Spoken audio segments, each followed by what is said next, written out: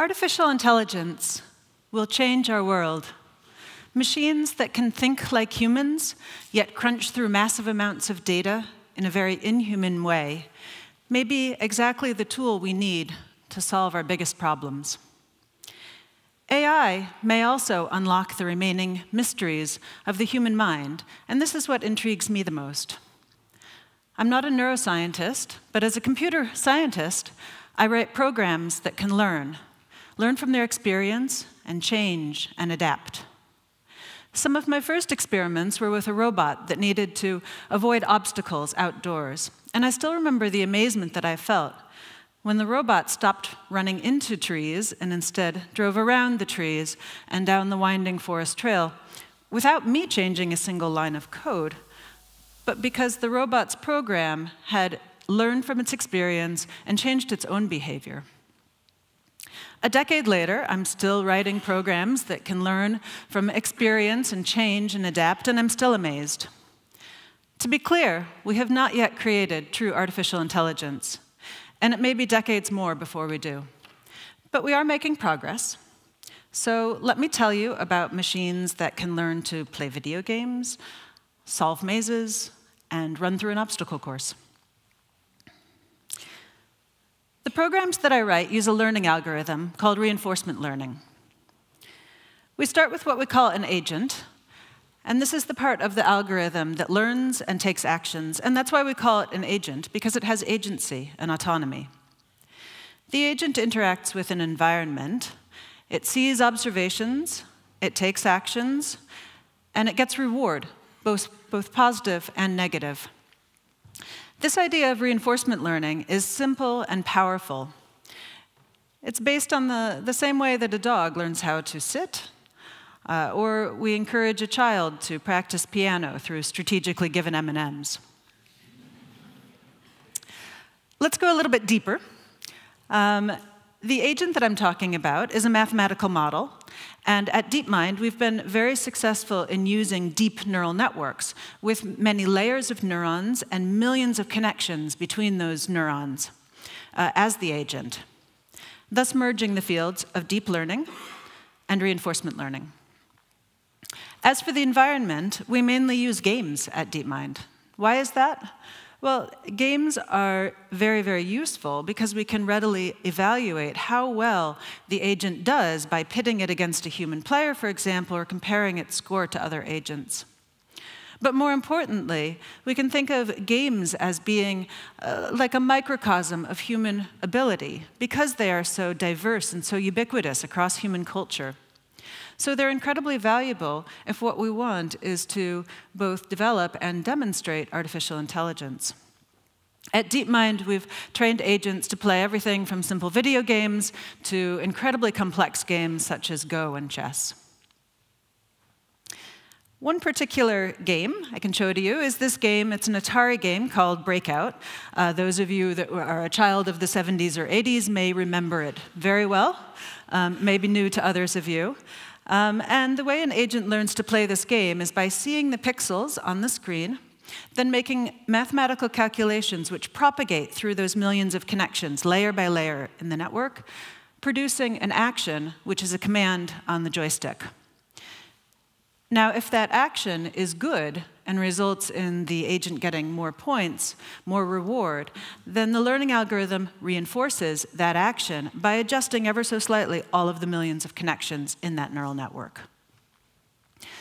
We can see how the behavior of the agent changes over time with its experience of the game.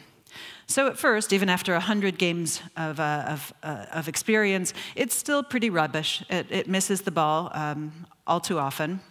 But if it keeps on playing, after a few hours, 300 games, then it gets better and better. At this point, it's at about human ability.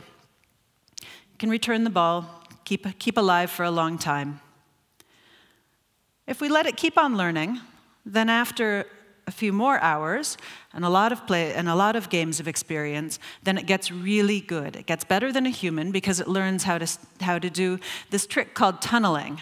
That is, systematically send the ball to the sides of the wall so that it bounces around on top, and the agent has less work and more reward. The learning algorithm doesn't just work on Breakout. It works on most of the 57 games that we've tried it on, and it achieves superhuman level of play at most of them. But not all. Some are still a challenge. So if we look at the bottom of this list, we see a game called Montezuma's Revenge, where the agent gets a score of 0, which is 0% relative to a human player.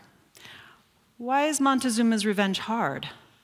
Well, when I look at this game, I immediately infer that my actions are going to control the little dude in the middle with the hat, that ropes are for swinging and ladders for climbing, that the skull at the bottom is probably bad, and that the key, especially since it's golden, is probably good. In other words, I apply concepts, high-level concepts that I've learned in a lifetime to this game and immediately understand it. An agent, however, that learns only from the pixels on the screen is never going to get to this high level of concept. My colleague Sasha Vejnevets had the insight that this game could be solved if we could break it into simpler problems.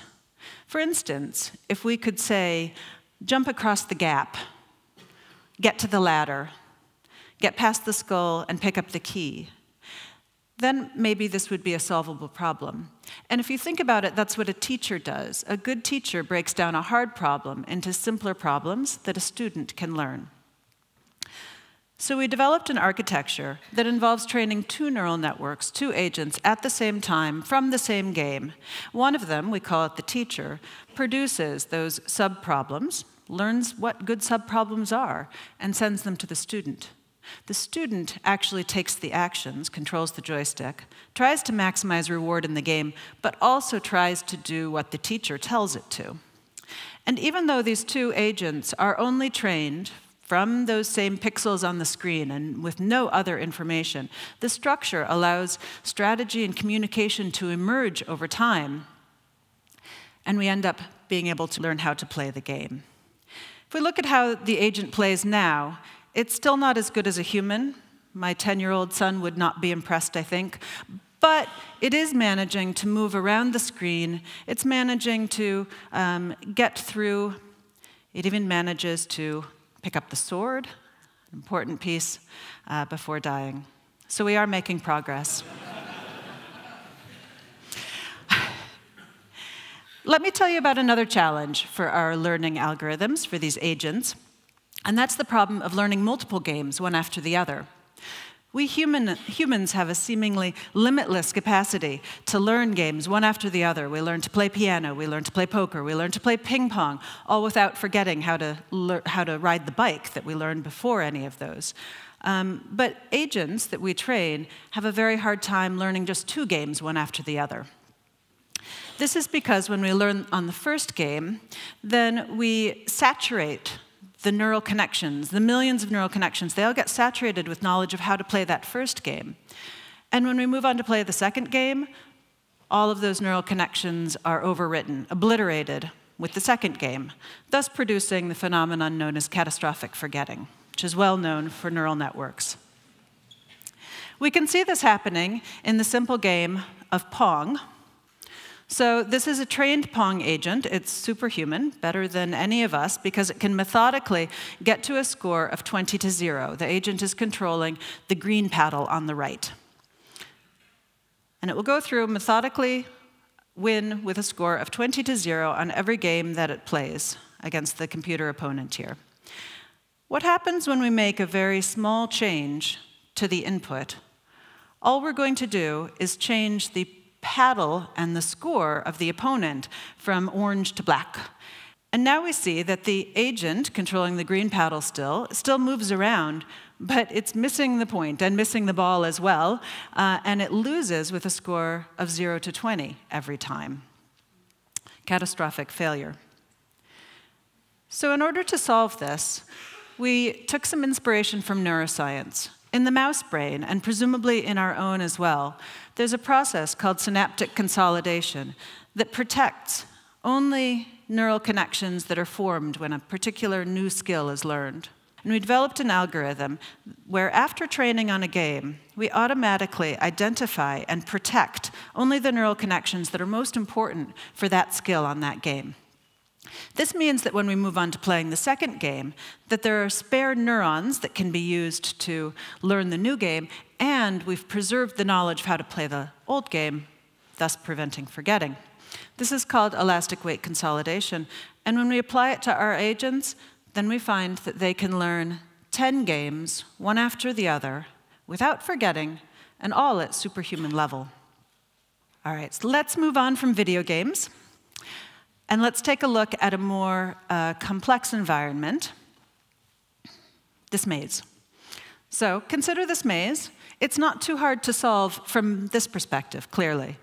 But if we are in the maze, looking at it from this perspective, it becomes very hard for both agents and for humans alike. This is because as we move through this maze, then we need to both remember where we have been and also where we are going to go to. And that requires memory. And the neural networks that I've shown you so far don't have memory. So what we did in order to solve this game was we developed a neural network that has one layer in it that is composed of neural memory units, and those persist over time. So that as the agent explores the maze and tries to find that orange and red object that you see there at the bottom, it can retain memory of where it saw it, where that location was in the maze, and then as it continues to move through the maze, then that memory layer persists over time and enables the agent to find that goal again more efficiently. And just to be clear, this neural memory is not given for free. The agent has to learn to use it, just like it has to learn to use all of the rest of the neural network. But it does work, so we can see how the agent, after training, manages to find its way through this maze. Zooms around the maze, picking up apples along the way. Those are worth 1 point in this game that I made. And it searches the whole maze to find where the goal is. Note that without memory, it wouldn't even be able to search the maze effectively. It would just run in circles, because it wouldn't be able to remember where it had searched. Once it finds the goal object, it has to find it again and again and again in this maze that it had not seen before.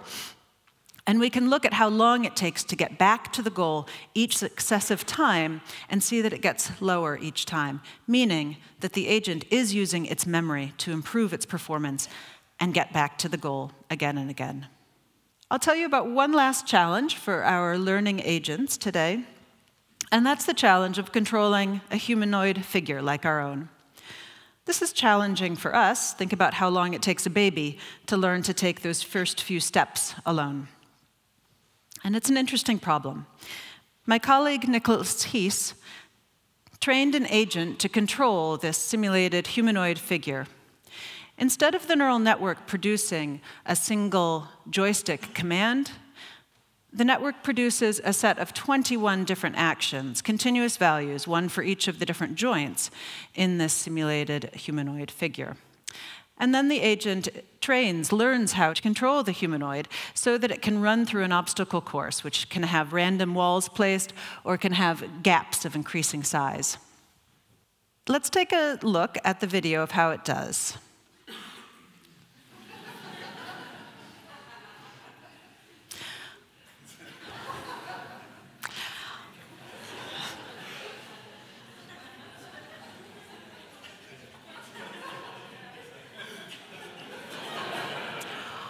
All right.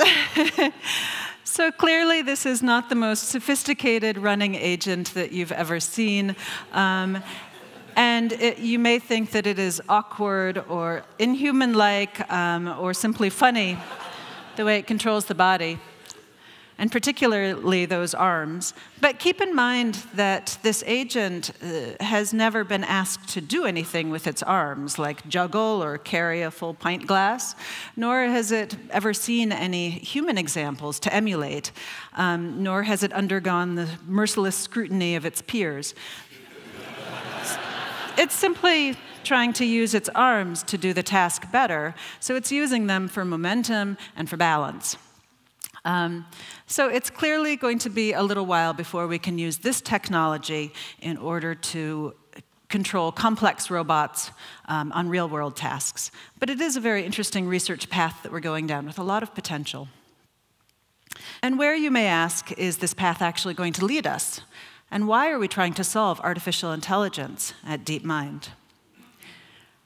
I can give you 3 reasons, personally. So the first reason, as a computer scientist, I just am fascinated by the challenge of how we write programs that can actually learn and change themselves and gain intelligence through interactions with a complex world. The second reason is, as a human, I am deeply curious about how we work, and AI may be exactly the platform we need to probe those mysteries of how does a baby learn to stand up and walk? How does a 10-year-old master a video game? How does a 40-year-old navigate through an urban maze day after day without getting lost? How does an 80-year-old remember a lifetime of experiences? And lastly, as a human on this planet, like all of us, I am incredibly optimistic that artificial intelligence may be the powerful tool that we need to solve our problems, to cure disease, to ease inequality, or to save a warming planet. Thank you.